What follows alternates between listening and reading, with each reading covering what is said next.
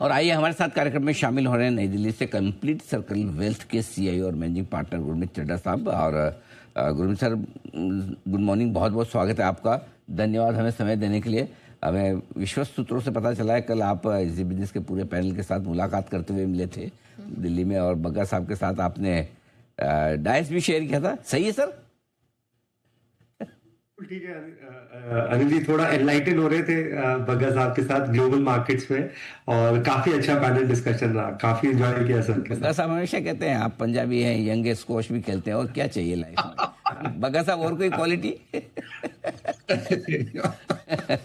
पकड़ लिया आपने अनिल जी, और जी बिजनेस का ही पैनल हो गया था हमारा। साहब तो बोल भी रहे थे आप जी बिजनेस पे देखते हैं हमें, और ये सब तो, और कई जगह तो अनिल जी सीए इंस्टीट्यूट तो लिस्ट करते हैं अजय बग्गा जी बिजनेस, संदीप जैन जी बिजनेस, आता ही नाम ही ऐसे आता है डिजिग्नेशन। अरे सर, होना ही चाहिए, बिल्कुल इसमें कोई सवाल ही नहीं है। आप बिल्कुल हमारे एकदम फैमिली का हिस्सा ही है, इसमें कोई डाउट ही नहीं है।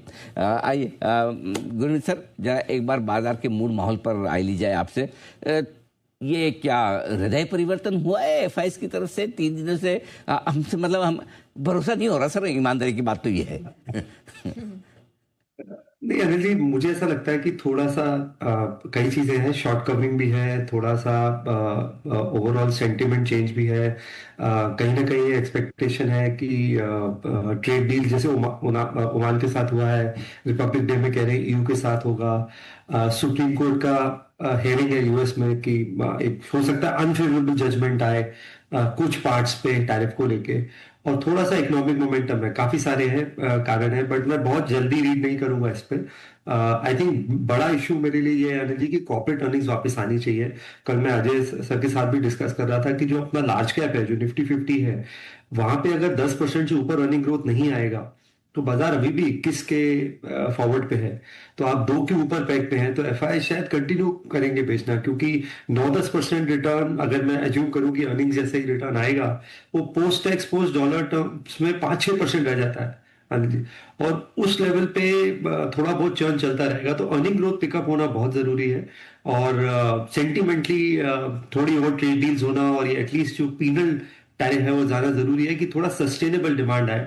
दूसरा, ये जो मेटल्स में बहुत तेजी आ रही है, गोल्ड एंड सिल्वर है, मैं ही मानता हूँ ये एक्विटीज के लिए बहुत अच्छा नहीं है, क्योंकि कहीं ना कहीं बाजार को एक एक एक dollar as a reserve currency का स्टेटस, जो जियोपॉलिटिकल इश्यूज चल रहे हैं उस पर, तो बहुत ज्यादा प्रेशर मसल में राइज भी जो है वो बहुत, क्योंकि इनवर्स कोरिलेशन होता है। हालांकि इस बार S&P 500 और गोल्ड दोनों तेज भागा है, बट यूजली इनवर्स कोरिलेशन होता है।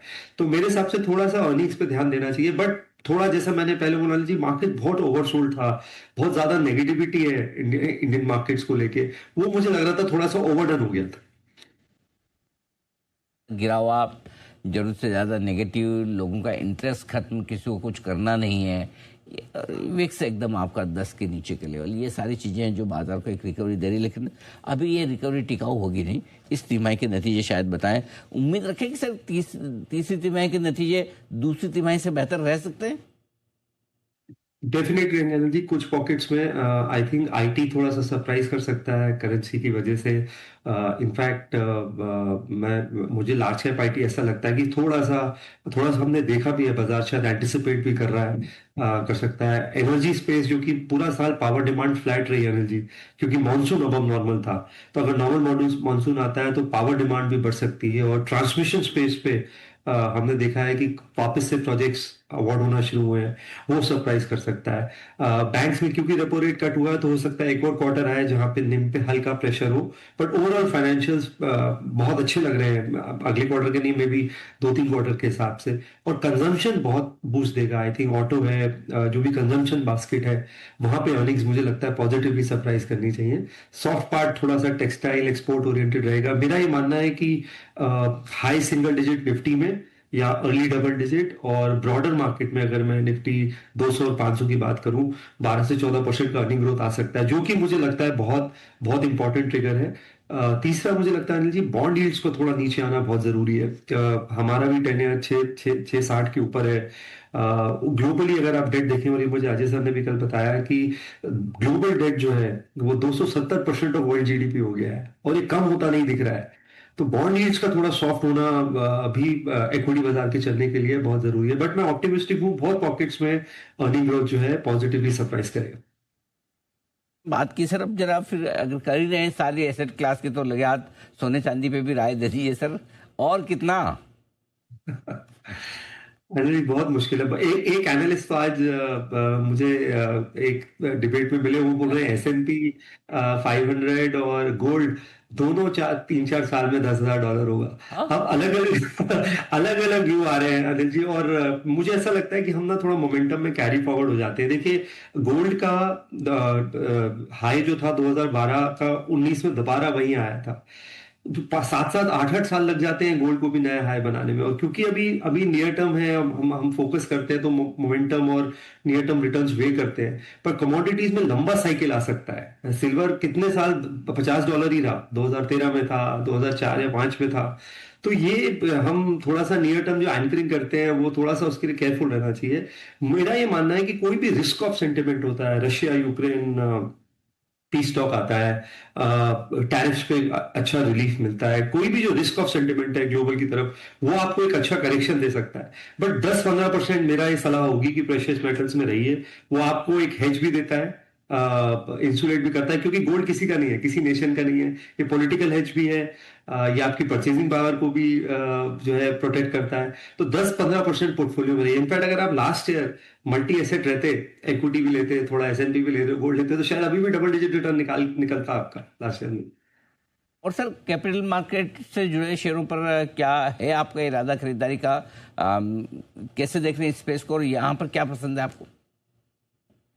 हाँ जी, अच्छा करेक्शन हुआ है। हमने रिसेंटली ग्रो ऐड किया था 140-45 लेवल पे, क्योंकि मुझे लगता है वो कैपिटल मार्केट प्ले भी है और हाई बीटा प्ले है। जब मार्केट रिकवर करेगा, क्योंकि लार्जेस्ट ब्रोकर हो गया है, और वो ब्रोकिंग रेवेन्यू से पिवट कर रहा है। अगर आप देखिए, MF न्यू SIP जो रजिस्टर हुई लास्ट महीने, 45% ग्रो के प्लेटफॉर्म पे रजिस्टर हुई। तो डिजिटल मॉडल बहुत अच्छा कर रहा है उनका, प्लस वो डाइवर्सिफाई कर रहे हैं। ब्रोकिंग रेवेन्यू अभी 82% है, बट कमोडिटीज के आने से, वेल्थ मैनेजमेंट, MF डिस्ट्रीब्यूशन से मुझे लगता है वेल्थ स्प्रेड होगा। हमने CDSL हमारे पोर्टफोलियो में ऑलरेडी है।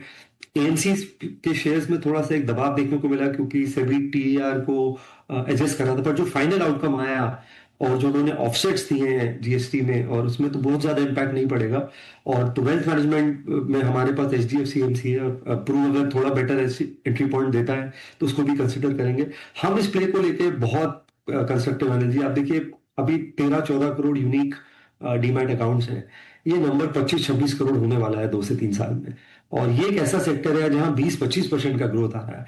आप एसेट अंडर मैनेजमेंट का ग्रोथ देखिए, पिछले म्यूचुअल फंड्स का 10 साल का, 15 साल का 19 से 21% का ग्रोथ है। जो टॉप 5 है शायद उनका और भी ज्यादा है। तो बहुत सेकुलर ग्रोथ है ये। और जो भी इंटरमीडिएटरीज हैं, चाहे वो एक्सचेंज है, चाहे वो डिपॉजिटरीज हैं, चाहे वो वेल्थ मैनेजमेंट आउटफिट्स हैं, वहां पे अच्छा करेगा। थोड़ा सा ब्रोकिंग स्पेस में आपको मार्केट के रिवाइवल का वेट करना पड़ेगा, क्योंकि वॉल्यूम जरूर कम हुए हैं, तो वो आप थोड़ा सा ब्रॉडर रिकवरी के बाद ऐड कर सकते हैं। तो हम इस स्पेस में काफी कंस्ट्रक्टिव है। इनफैक्ट हमारे पोर्टफोलियो में कैपिटल मार्केट प्ले कुछ 12-13% वेट है। आपके लिए पूरी की पूरी राय कैपिटल मार्केट से जुड़े स्टॉक्स पर। बहुत बहुत धन्यवाद सर, समय देने के लिए, विस्तार से बाजार के डायरेक्शन और इन्वेस्टमेंट के मौकों पर हमें राय देने के लिए। जल्दी आपसे फिर मुलाकात होगी। गुरमीत सर, बहुत बहुत शुक्रिया आज के लिए। आइए बढ़ते आगे, और शॉर्ट टर्म पिक्स का वक्त है। पालिया साहब बताएं सर, RR केबल के बाद क्या है आपको पसंद?